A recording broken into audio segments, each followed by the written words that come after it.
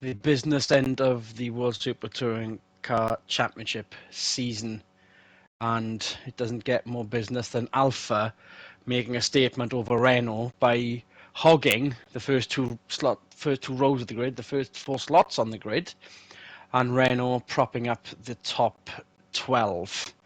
Adrian Michael Ricci alongside Michael Sonatan, and on a brightly lit Brands Hatch circuit for race 1 of the weekend, races 19 and 20 for keeping track, round 10. So this is make or break for Renault now. I think the bottle is definitely slipping out of their hands. Oh, absolutely. We've been worrying about this potential happening all season long of the Renault choke like they did last season, but as it stands right now, Nico Wirtz only leads the championship by 3 points and Renault only leads the Constructors' Championship by 20 points. So they've got a better qualifying effort this time. They're not all the way at the back. They are in the points this time. Here's hoping they can move forwards through some of the traffic, as there are quite a few privateers in the top 10 that I fear will start to slip back, as is tradition. 3-point gap to Ingram then. Wirtz 243, Ingram 240. Fisichella on 224. Could be cashing in at this point. If they're on pole, they're going to get a nice little gap to Ingram in 6th then. If Ingram has some work to do off the start. Well, let's see how that work plays out. Light's about to go out then. Off the line, what seemed to be a decent getaway from the front wheel. Well, Ingram's fallen back, but it's an Alpha 1, 2, 3, 4. The DHL cars being sandwiched by the works effort. Kubica very well in qualifying as well. Also, Zhou Cheng, fantastic effort for them. Ingram making his way back after what seemed to be a bogged down start.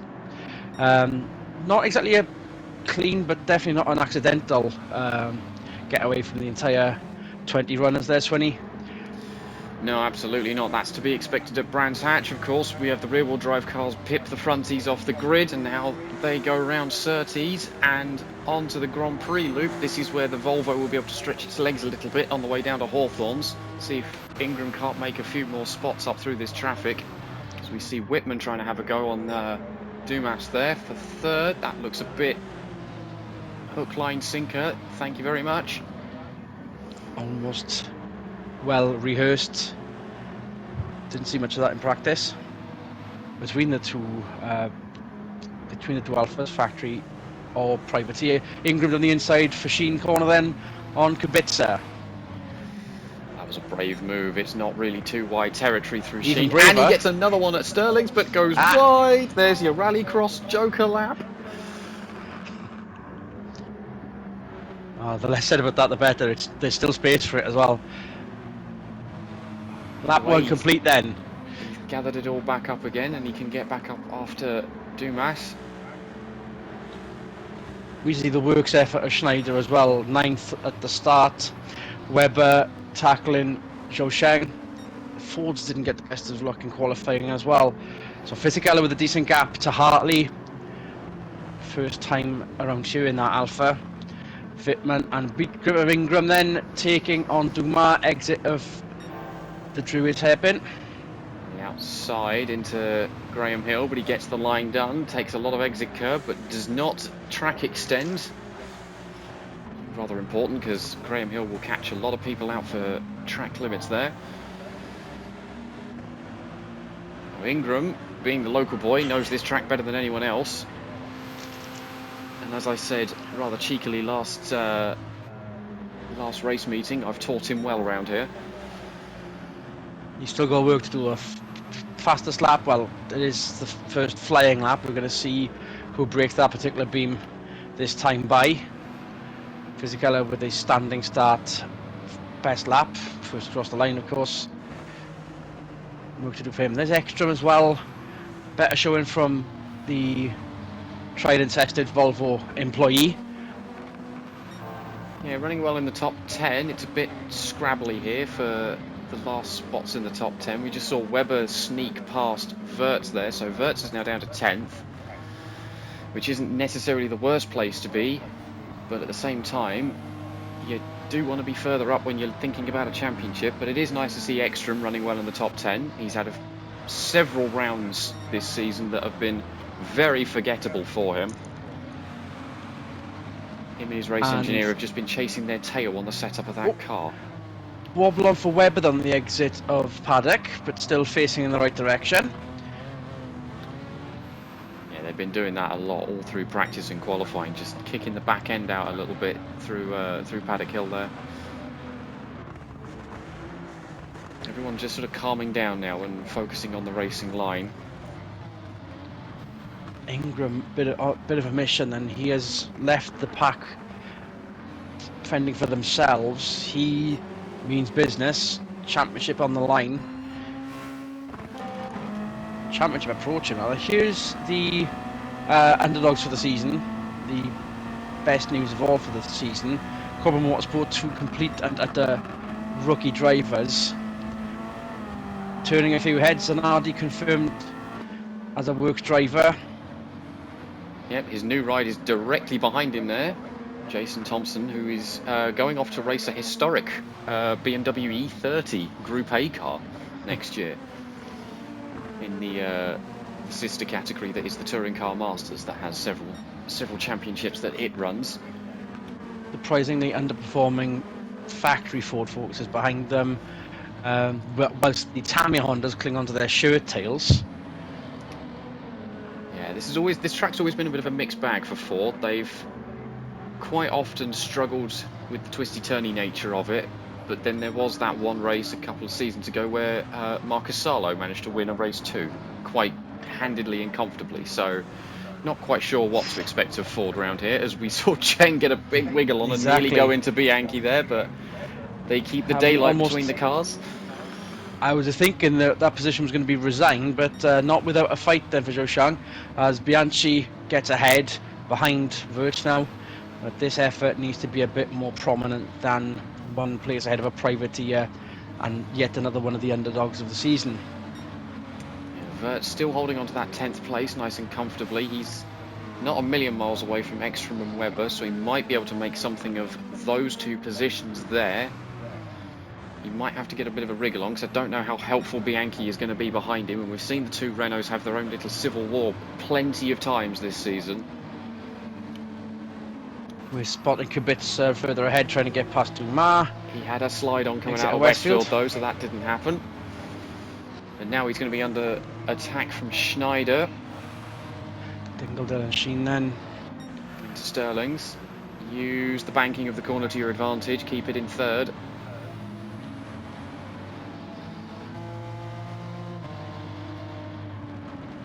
Clear away the Clark curve.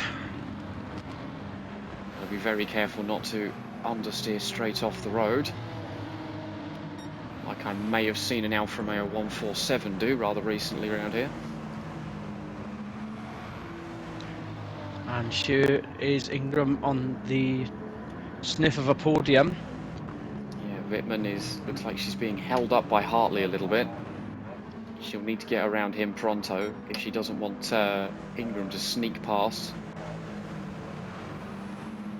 Takes a lot of exit curb at Graham Hill again, but again within tolerance limits. He's being very careful about that. Pushing Wittmann into the corner.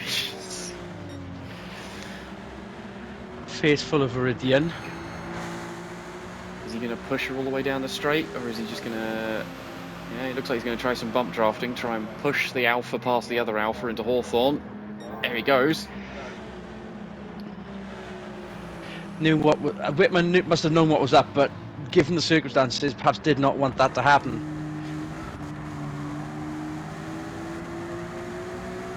Especially if Fisichella need more points than the Volvo behind.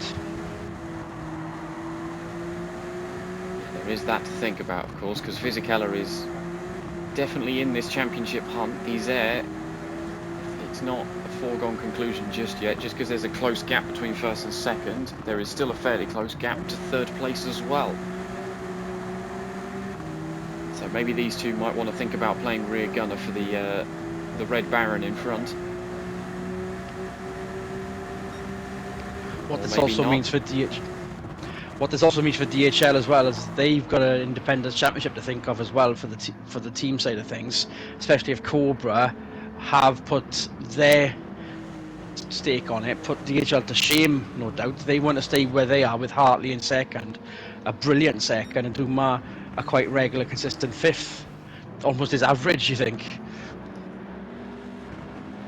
Yeah, we know the DHL team are good enough to run in the top 10, and now that they've got both cars working well, it's a big turnaround from the first couple of races this season where they were outside the points. They were regularly last. They just had lost all their speed. So they've got the handle on things now. And there's quite a few privateers still holding up the top 10 as Ingram tries to move again, pushing Whitman past Hawthorne. Gets it done this time. Hartley now off the podium in one corner. Ooh, Okay, that was a little... I wonder if that was Ingram's venting against Hartley rather than the alpha dynamic. No, I think that was just aggressive driving of, no, this is my position now. Stop fighting for it. You can have a word with me later, but I will more likely the case. But it is championship battle as well as race battle right here. Physical within shouting distance of a championship. Ingram as well. Wittmann wanting to make sure that at least one of these alphas has a number one on it next season. Yes, even if it's not her, it needs to be one of them. It looks like it could be Fisichella this time. Here goes Ingram up the inside of Druids. This is a tried and tested manoeuvre. There's not much you can do against that one unless Whitman gets the crossover move here, but then Ingram's going to have the preferred line into Graham Hill. Yep, that's a done deal. Definitely a when, not if, because Whitman had been trying to hold back the local for as long as possible, even if it was only half of the race so far. Fisichella might need to harness every possible ounce of effort not to let Ingram and the Volvo by with the second half of this particular race to go. Virgin Bianchi still clinging on to 10th and 11th, and therefore strategically placed, shall we say, to guarantee at least one of them on pole race to reverse grid. Yeah, as long as they don't get caught up in a protracted infight between the two Renaults and end up losing those positions. They'd do better currently to work together to try and get around Webber in front of them and Ekstrom in front of that. We've definitely seen it in the past. There is more than enough evidence that team orders are not a thing at this Renault team.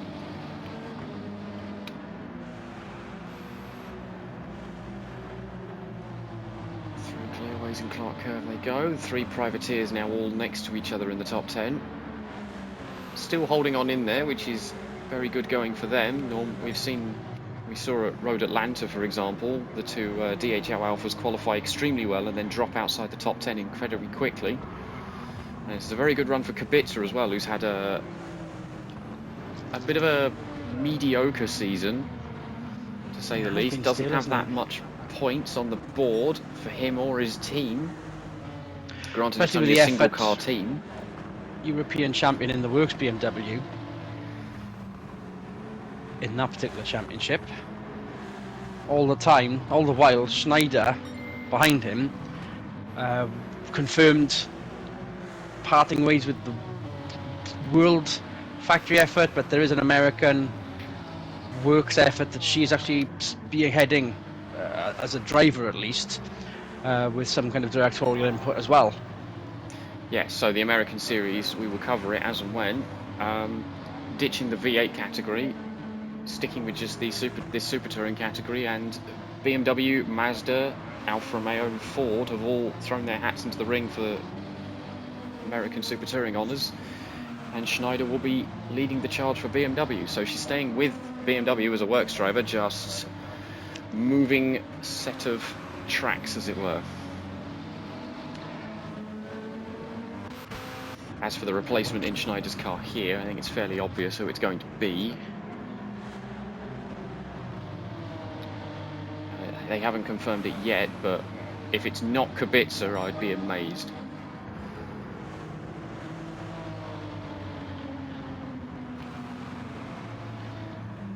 Whether in all of that talk about silly season stuff, we've missed the pass for the lead. Well then, I mean, it was inevitable given the form, given the pace of that Volvo, given the pace compared to the Ekstrom Volvo. It's still going to be a title fight right to the end, right to Fuji, but this is where it could all change, and Wirtz isn't there to do anything about it. It's going to be one of these two by the end of race 2. Yeah, Wirtz has got himself up to 9th currently, so there's another point in the bag. We'll see if he can get past Ekstrom before the race is done, but I think 8th place is going to be the best he can do. Still gives him a good qualifying position for race 2, so he could be able to capitalise there. We'll just have to wait and see on that front. Is he going to line him up into Westfield? No, stays in line. Now, if we were keen to be up front for as much as possible, given the form book, given that the reverse grid for race 2, you would want your teammate then to make sure that he was ahead of Webber as well, surely. Not being it for yourself. He's kind of spreading away from Webber and heading towards Ekstrom and heading towards this lot as well, the onboard from Schneider, with the podium, 3rd place on the podium at the other end of this tail. Yeah, you can just see Whitman there in the distance. Schneider's got these 3 privateer cars, all of whom have a bit of a sideways moment at Paddock Hill. She can send it to Druids, not quite. Thinks better of it. It's there. Webber still ahead of Bianchi.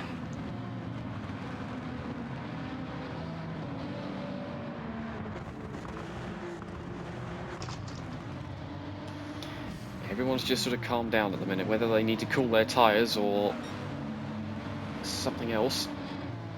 Everyone's just sort of staying in line, hitting their marks, hitting the racing line. Bianchi now having a look at trying to get 10th place off of Webber. Sends it on the inside of Hawthorns. Webber manages to hold it around the outside though, kept the momentum up. Live to fight another day, but surely that was on. I don't understand the need to have bailed out that early, or that late even. We know the Renault has a wiggle mid-corner where it loses traction, so that might have been what happened to Bianchi right on the apex of Hawthorn there. Webber's had a good few corners though, because he's now clear of Bianchi a little bit. Looks like he's going to catch the Wirtz and Ekstrom battle. Ekstrom with the fastest lap as well. Worked that one out. 2 more points, I guess. Well. There's an extra pair of points as long as it stays. And with the fighting going on, it looks like it's probably going to be the case, unless Ingram can pull something out. But I think Ingram's just working on pacing himself in the lead. We'll have a big wiggle with Paddock Hill again. Line astern through Druids. No one could really get alongside anyone else there. Still hasn't spread too far away from Fisichella. Wide goes Wirtz. Be careful taking that much curb. Wide goes Bianchi as well. Maybe that is track limits territory. Let's see if Wirtz can get a good run under the Johnny Herbert bridge here.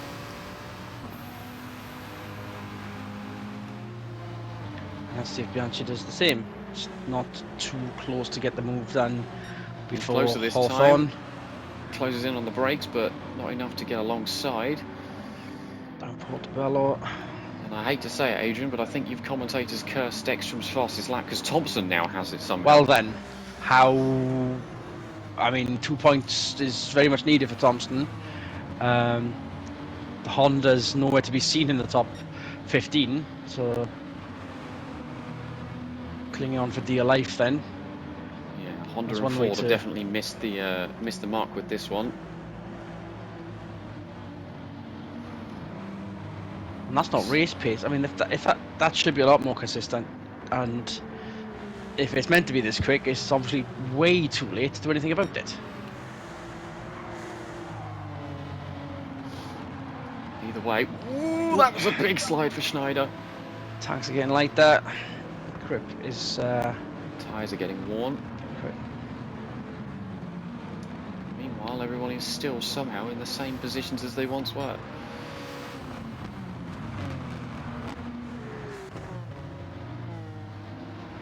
Verts again running wide at Graham Hill. We were seeing that in the exit of clearways as well. Sticking more there, what they think works. To a degree, hasn't. They're in the mid-pack. I mean, it hasn't failed, but it hasn't necessarily succeeded either. No, I think Verts is actually a little bit faster than Ekstrom. He's faster in the wrong places of the track to actually get around, and the same goes for Bianchi and Webber. That was very close to the back bumper there. Is Verts getting a little bit impatient, I wonder? The ethos to do things differently doesn't necessarily mean lack of failure, but it certainly doesn't mean lack of success either, or complete fruition of success, if ever there was one. The kind of almost Renault's mission statement this season, it seems. Do well, but don't do well. Yes, that one out as well. They want the award for most cars overtaken in a season. And how do you do that? You qualify at the back. Now Kubica has the fastest lap. That's trading places quite freely. Meanwhile, Ingram still not having to fend off Fisichella, but definitely in the rearview mirror.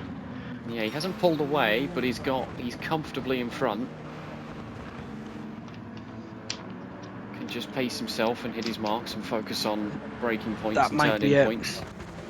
That might very well be it, because I think if Fisichella does try to find something, whatever's left in the Alfa Romeo magician's hat, Ingram might put the foot down. That's entirely plausible. Now then, Bianchi, he's got a run on Webber. That's nice and early. He should be comfortably alongside into Hawthorne. See if we get the move done. Are we going to see it again? There we go.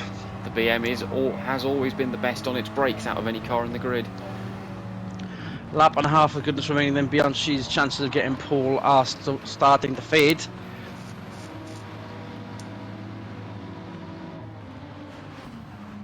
Yeah, as it stands right now, Webber will have that pole position, Verts will be alongside, Ekstrom will be on row 2, and Schneider will be on row 2, so if they finish exactly as they are, look for a BMW 1-2 going into Druids.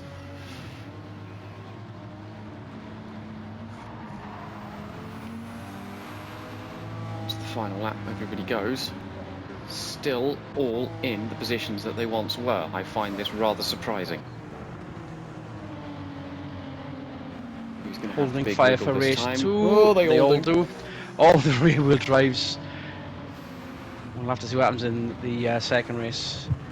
If the setups can be tweaked enough to prevent that from happening. But it seems as if everyone's conserved as much as they can do. Renault really should have done a bit more effort to get more points. We saw Ekstrom certainly trying. Not his worst position, not his best either. Now then, Ekstrom has managed to get a win this season despite having way too many finishes outside the points. And she again not too far out for a dive bomb. Is still in the same position. Webber knows how to deal with that now. Yeah, Bianchi just needs to get a better run out of Surtees to actually get more alongside Webber to get the line into Hawthorne, but that's not going to happen now as we're on the last lap. Final couple Bianchi's of corners last opportunity. Then. And what a drive. 6th on the grid. Bit of a botch start. Not really botched it. I think others got better, but then Ingram was better still. Lead by halfway. Alpha still happy with their manufacturer position. Fisichella could be happier, but Ingram all smiles. Joe Sheng with a good finish, considering a very good grid slot. Lama's the only Honda in the points then. Marino Zanardi taking Cobra. Some vital points for them. Wow. Issues for the we saw that already, and just the Tamiya car's just happy to be there. And that's your lot, matey, for the first race of the Brands Hatch weekend in Super Touring form. You sounded very disappointed earlier, and I don't blame you, but your boy there is on pole. He's on the top of the podium rather, having done very well indeed, and within shouting distance now to win the title. But there's going to be a strong Italian voice in Fisichella by the time we hit Fuji. Yeah, absolutely. I mean, I can't complain about that. He's got a win. Ingram has got a win at his home circuit, so he's going to be ecstatic about that. That's his second win of the season. And then, yeah, we'll have to see what he does from 10th on the grid, once again surrounded by rear-wheel drive cars. But we've seen him go through the traffic once, so in theory he can do it again. I'll also be looking forward to seeing what Wirtz and Ekstrom and Webber and Schneider can all do at the front end of the grid, if they're just going to trip over each other and fight each other and let someone else through, or whether someone is going to get clear and away. We'll have to wait and see. Fingers crossed indeed then. Very happy amount of locals already. Some already got on the track. I don't think they're going to be doing anything full podium yet. We'll just have to wait and see. We'll have a wander about and we'll get back to you for race 2, reverse grid time, and hopefully a bit more excitement. On behalf of Michael Switherden, Adrian Michael Reese here. See you soon. Good racing, everyone. And that's win.